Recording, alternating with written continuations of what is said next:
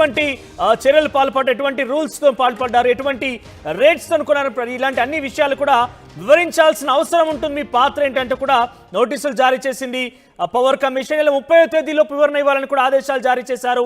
ఇదొక big shock అని చెప్పాలి. బీఆర్ఎస్ పార్టీ ఇప్పటికే పార్లమెంట్ ఎన్నికల్లో కుప్పకూలిపోయిన పరిస్థితి కనిపించింది. అయితే ఇప్పటికే ఆ యొక్క ఆవేదనతో ఉన్నటువంటి నేపథ్యంలో బీఆర్ఎస్ పార్టీకి ఒక బిగ్ షాక్ అని చెప్పాలి.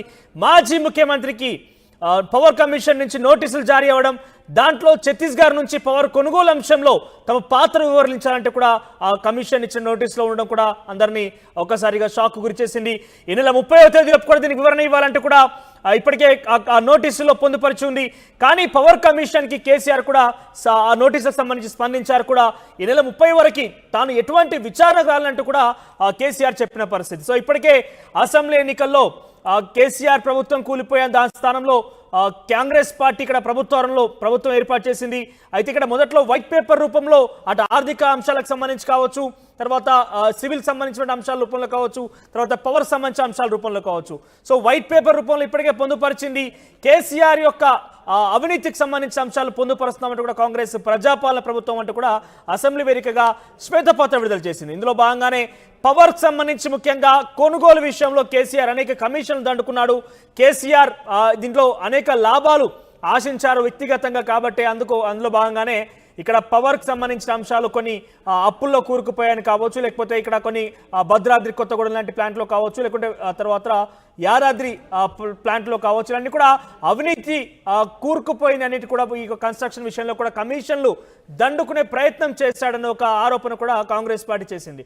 సో ఇవన్నీ కూడా ఒక ఎత్తు ఆరోపణల వరకు చూసాం. కానీ ఏకంగా ఈరోజు నోటీసుల వరకు దారితీసింది. మాజీ ముఖ్యమంత్రి కేసీఆర్కి పవర్ కమిషన్ నోటీసులు జారీ చేసేందుకు 30వ తారీఖులోపు విచారణకు రావాలి, వివరణ ఇవ్వాలంటూ కూడా ఈ కమిషన్ ఇచ్చిన నోటీసులో కూడా పొందుపరిచి ఉంది.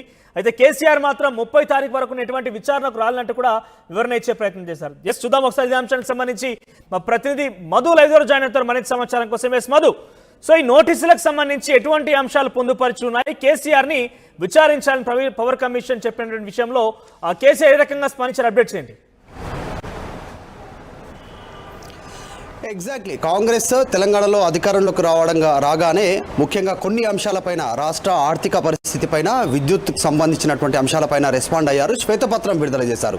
అప్పుడున్నటువంటి రాష్ట్ర ఆర్థిక పరిస్థితితో పాటు ముఖ్యంగా విద్యుత్ పైన ప్రత్యేకంగా దృష్టి పెట్టారు. ఎందుకంటే ఎన్నికల సమయంలో కాంగ్రెస్ పార్టీని ఎక్కువగా టార్గెట్ చేస్తూ బీఆర్ఎస్ పార్టీ చేసినటువంటి అప్పుడున్నటువంటి అధికార పార్టీ బీఆర్ఎస్, కాంగ్రెస్ వస్తే రాష్ట్రం అంధకారం అవుతుంది, కాంగ్రెస్ వస్తే చీకట్లు కమ్ముకొస్తాయి అనేటువంటి ఎక్కువ ప్రచారం చేసినటువంటి విషయం మనందరికీ తెలిసిందే. సో ఈ అంశం పైన ముఖ్యమంత్రి అయిన తర్వాత రేవంత్ రెడ్డి ప్రత్యేకంగా దృష్టి పెట్టారు. ఎందుకు పదే పదే కరెంటు పైన బీఆర్ఎస్ పార్టీ శ్రేణులు దృష్టి పెడతా ఉన్నాయి, స్టేట్మెంట్ చేస్తూ ఉన్నాయి అనేటువంటిది విద్యుత్ అధికారులతో, ఆ డిపార్ట్మెంట్కి సంబంధించినటువంటి అన్ని విభాగాల అధికారులతో ఆయన భేటీ అయిన తర్వాత భారీగా అప్పుల కుప్పగా మారిపోయింది రాష్ట్రం. దాంతోపాటు ముఖ్యంగా విద్యుత్ సంబంధించినటువంటి అంశాల్లో భారీగా బకాయిలు ఉన్నాయి.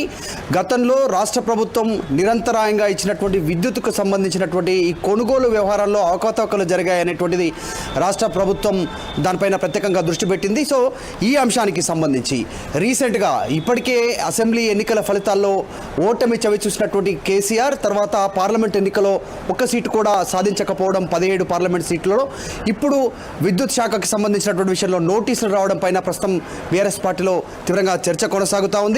మొత్తానికి ఈ అంశం పైన త్వరలోనే దీనిపైన 30 అంటే ఈ నెల 30 లోపు వివరణ ఇవ్వాలంటూ నరసింహారెడ్డి కేసీఆర్కు జస్టిస్ నరసింహారెడ్డి నోటీసు ఇస్తే జూలైకి సంబంధించినటువంటి 30 వరకు, అంటే ఇంకొక నెల, ఇది ఆల్రెడీ జూలై 30 వరకు గడువు కోరారు. అప్పటి వరకు సమయం ఇవ్వాలంటూ ఈ విద్యుత్ కొనుగోలుకు సంబంధించి ఛత్తీస్గఢ్ పక్కనే బార్డర్ రాష్ట్రం మన తెలంగాణకి.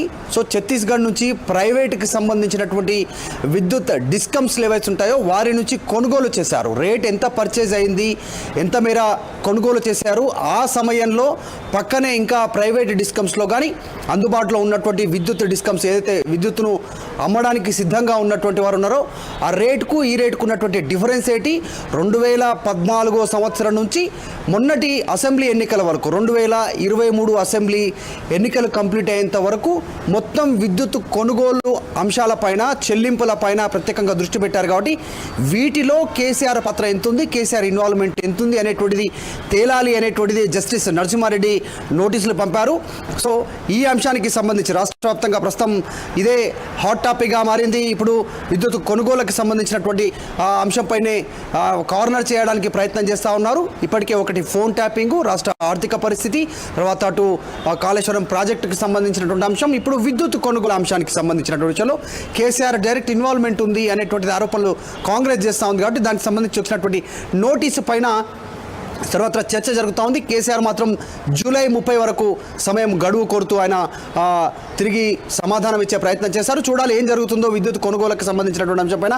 ఈ రాష్ట్ర ప్రభుత్వం ఏర్పాటైన తర్వాత కాస్త విద్యుత్ కొనుగోలు సరైనటువంటి కావాల్సినంత విద్యుత్ కొనుగోలు చేయట్లేదు. అందుకే కరెంట్ పవర్ కట్స్ ఉంటున్నాయి, తర్వాత మేనేజ్మెంట్ ఇట్లాంటి ఆరోపణలు వస్తున్నటువంటి నేపథ్యంలోనే ఇంకా సమ్మర్ పూర్తిగా కంప్లీట్ కాకముందే ఈ విద్యుత్ కొనుగోలు గత ప్రభుత్వ హయాంలో 10 సంవత్సరాల్లో జరిగిన విద్యుత్ కొనుగోలుకు సంబంధించినటువంటి కేసీఆర్ ఇన్వాల్వ్మెంట్ పైన నోటీసులు అందుకోవడంతో ప్రస్తుతం దీనిపైన భారీగా అయితే చర్చ జరుగుతుంది. చూద్దాం ఈ విద్యుత్ అంశం ఇంకా ఎన్ని రోజులు దీనిపైన చర్చ జరిగే అవకాశం ఉందో అనేటువంటిది ప్రస్తుతం చర్చ జరుగుతూ ఉంది. థ్యాంక్ యూ మరు, thank you for the updates. Overall గా ప్రత్యేకమైనటువంటి కమిటీ కూడా ఏర్పాటు చేసింది రాష్ట్ర ప్రభుత్వం పవర్ కమిషన్ కి సంబంధించి. అంటే ఓవరాల్ గా గతంలో ఛత్తీస్గఢ్ కి సంబంధించిన విద్యుత్ కొనుగోలు అంశంలో అవినీతి జరిగిందనే ఒక విషయంలో పెద్ద ఎత్తున కాంగ్రెస్ ప్రభుత్వం ఆరోపణలు చేసింది. దీంతో పాటుగా వాళ్ళు ప్రభుత్వంలోకి రాగానే మొట్టమొదటిసారిగా వాళ్ళు మొదటగా ఆర్థిక పరమైనటువంటి అంశాల విషయంలో శ్వేతపత్రం విడుదల చేశారు. ఆ తర్వాత అటు నీటిపారుదల రంగానికి సంబంధించి కూడా వాళ్ళు శ్వేతపత్రం విడుదల చేశారు. తర్వాత ప్రజెంట్ విద్యుత్ సంబంధించిన అంశం చూస్తున్నాం. విద్యుత్ సంబంధించిన అంశం కూడా వాళ్ళు మొదటి అసెంబ్లీలోనే శ్వేతపత్రం విడుదల చేశారు. సో ఇవన్నీ కూడా ఒకదాని వెంట ఒకటి కేసీఆర్కి చిక్కుముడులాగా, అంటే ఒక రకంగా ఎఫ్ఐలోగా విచారణ ఆయన దీనికి సంబంధించి ఛత్తీస్గఢ్ నుంచి విద్యుత్ కొనుగోలు అంశం మీద మీ పాత్ర ఏంటి, ఏ రకం కొనుగోలు చేశారో అన్ని విషయాలు కూడా తెలియజేయాలంటూ కూడా కమిషన్ ఇచ్చిన నోటీసులో పొందుపరిచి ఉంది.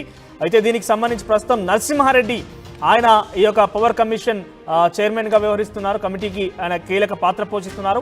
ఆయన నుంచి కేసీఆర్ నోటీసులు జారీ అయ్యాయి. కానీ కేసీఆర్ కూడా ఇదే స్థాయిలో రియాక్ట్ అవుతూ 30 తారీఖు వరకు నేను విచారణకు హాజరు కాలేను అని చెప్పి కూడా ఆయన సమాధానం ఇచ్చే ప్రయత్నం చేశారు. దానికి సంబంధించిన అంశం కూడా చూస్తూ ఉన్నాం. సో వరుసగా బీఆర్ఎస్ పార్టీకి ఎదురు దెబ్బ తగులుతుందని చెప్పాలి. ఇప్పటికే అసెంబ్లీ ఎన్నికల్లో ప్రభుత్వాన్ని కోల్పోవడం కావచ్చు,